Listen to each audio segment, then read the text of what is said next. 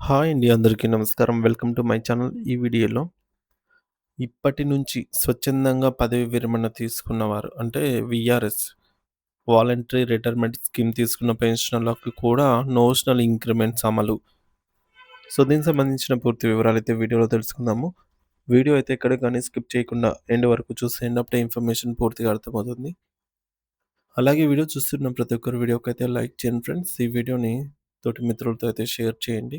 కొత్తగా చూస్తున్న వారైతే ఇంకా సబ్స్క్రైబ్ చేసుకోని వారు ఎవరైనా ఉన్నట్లయితే వెంటనే మన ఛానల్ సబ్స్క్రైబ్ చేసుకోండి. సో, దీని ద్వారా నేను చేసే లేటెస్ట్ వీడియోస్ అన్నీ మీ వరకు రీచ్ అవుతాయి. ఇక ఆలస్యం చేయకుండా వివరాల్లోకైతే వెళ్ళిపోదాము.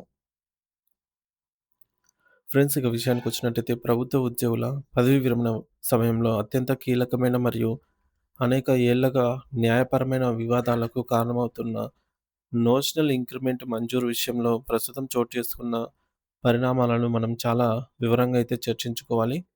అసలు ఈ నోషనల్ ఇంక్రిమెంట్ అంటే ఏమిటి అనే ప్రాథమిక విషయాన్ని ముందుగా అర్థం చేసుకుందాము. ఒక ఉద్యోగి తన సర్వీస్ కాలంలో ఒక పూర్తి సంవత్సరం పాటు అంటే ఖచ్చితంగా 365 రోజులు నిరంతరాయంగా విధులు నిర్వహించిన తర్వాత అతనికి ఒక వార్షిక ఇంక్రిమెంట్ లభిస్తుంది. ఉదాహరణకు ఒక వ్యక్తి జనవరి 31వ తేదీన పదవీ విరమణ పొందాడు అనుకుందాము. అతని తదుపరి ఇంక్రిమెంట్ ఫిబ్రవరి 1వ తేదీన రావాల్సి ఉంది. గతంలో ప్రభుత్వం మరియు విభాగ అధిపతులు దీనిని ఎలా పరిగణించేవారు అంటే, సదరు ఉద్యోగి ఫిబ్రవరి 1వ తేదీన డ్యూటీలో లేడు కాబట్టి అంటే అతను అప్పటికే రిటైర్ అయిపోయాడు కాబట్టి, అతనికి ఆ ఇంక్రిమెంట్ పొందే అర్హత లేదు అని చెప్పి దరఖాస్తును తిరస్కరించేవారు. అంటే కేవలం ఒక్కరోజు తేడాతో ఆ ఉద్యోగి ఏడాది పొడవునా చేసిన కష్టానికి ఫలితం దక్కకుండా పోయేది. సో, మరి దీనిపై ఉద్యోగులు గళమెత్తారు.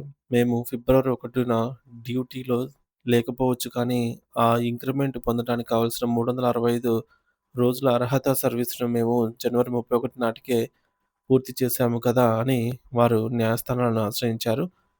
ఈ సుదీర్ఘ పోరాటం ఫలితంగా ఏప్రిల్ 11, 2023న భారత అత్యున్నత న్యాయస్థానమైన సుప్రీంకోర్టు ఒక అత్యంత కీలకమైన తాత్కాలిక ఉత్తర్వునైతే విడుదల చేసింది. ఆ తీర్పులో కోర్టు ఏమని పేర్కొందంటే, కేవలం ఒక్కరోజు డ్యూటీలో లేడనే సాకుతో ఉద్యోగికి రావాల్సిన ఆర్థిక ప్రయోజనాలన్నీ నిలిపివేయడం సరికాదని స్పష్టం చేసింది. మరి ఈ తీర్పును అనుసరించి మే 1, 2023 నుండి ఈ నిబంధనను అమలు చేయాలనైతే ఆదేశాలు వెలువడ్డాయి. ఆ తర్వాత ఈ కేసుపై పూర్తి స్థాయి విచారణ జరిపిన సుప్రీంకోర్టు ఫిబ్రవరి 20, 2025న తన తుది తీర్పునైతే వెలువరించింది. ఈ తుది తీర్పులో కొన్ని ప్రత్యేకమైన నిబంధనలు మరియు షరతులను కూడా న్యాయస్థానం పొందుపరిచింది. మరి ఈ న్యాయపరమైన ప్రక్రియను అనుసరించి కేంద్ర ప్రభుత్వానికి చెందినటువంటి department of personals and training DoPT వారు వివిధ దశల్లో ఉత్తర్వులు జారీ చేశారు. సుప్రీంకోర్టు తాత్కాలిక తీర్పు వచ్చిన తర్వాత అక్టోబర్ 14, 2024న ఒక ప్రాథమిక ఉత్తర్వునిచ్చారు. ఆ తర్వాత సుప్రీంకోర్టు ఫిబ్రవరి 20న తుది తీర్పు ఇవ్వగానే మే 2, 2025న డిఓపిటి తన తుది ఉత్తర్వులనైతే విడుదల చేసింది. ఈ డిఓపిటి ఉత్తర్వులను సమర్థిస్తూ మరియు ఎండార్స్ చేస్తూ కేంద్ర టెలికాం శాఖ డిఓటి మే 26, 2025న ఒక లెటర్ నంబర్ అయితే స్క్రీన్ పైన చూడొచ్చు. మరి ఈ ఒక లెటర్‌ను విడుదల చేసింది. అయితే ఇక్కడే ఒక పెద్ద చిక్కుముడి పడింది.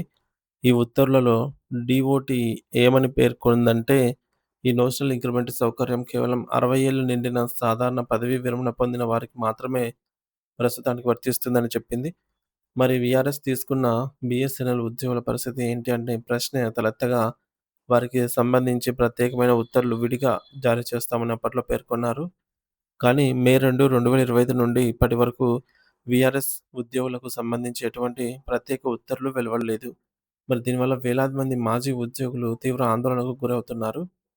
సాధారణ పదవీ విరమణ పొందిన వారికి కూడా హైదరాబాద్, ఏలూరు వంటి కొన్ని జిల్లాల్లో మంజూరు చేసినప్పటికీ మరికొన్ని జిల్లాల్లో అధికారులు ఇంకా మీ మీ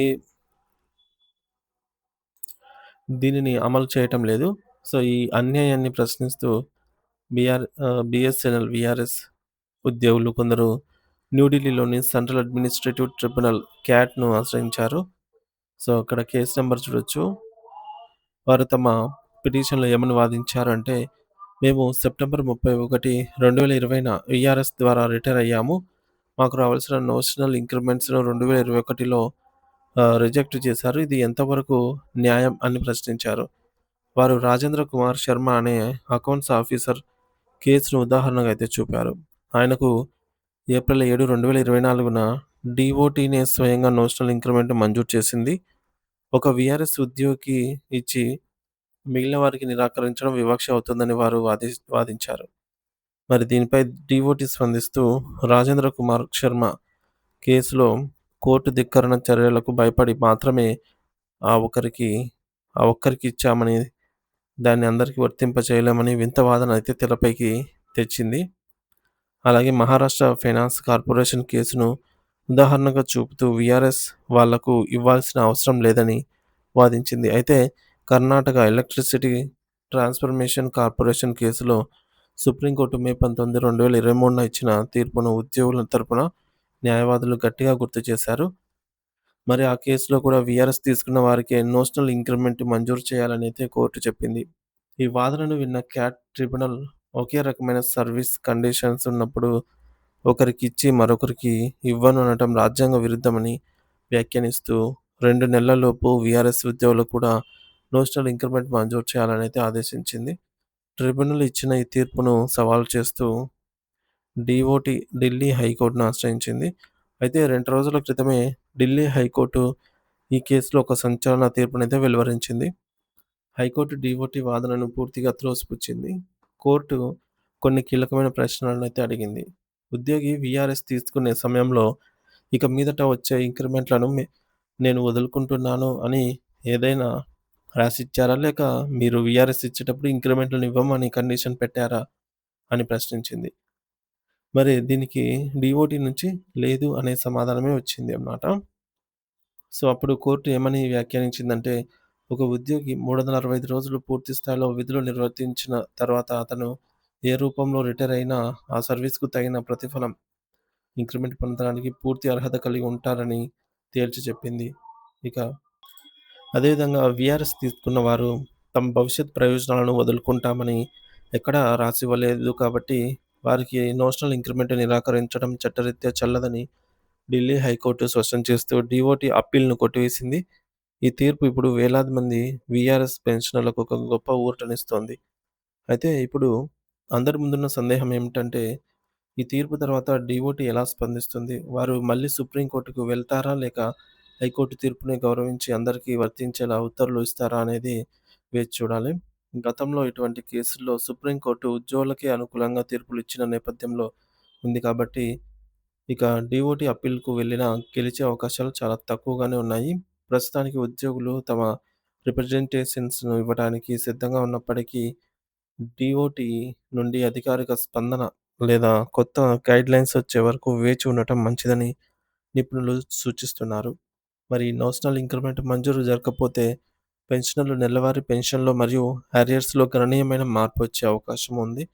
త్వరలోనే దీనిపై ఒక స్పష్టమైన మరియు సానుకూలమైన ఉత్తర్వు వస్తుందని మనందరము ఆశిద్దాము.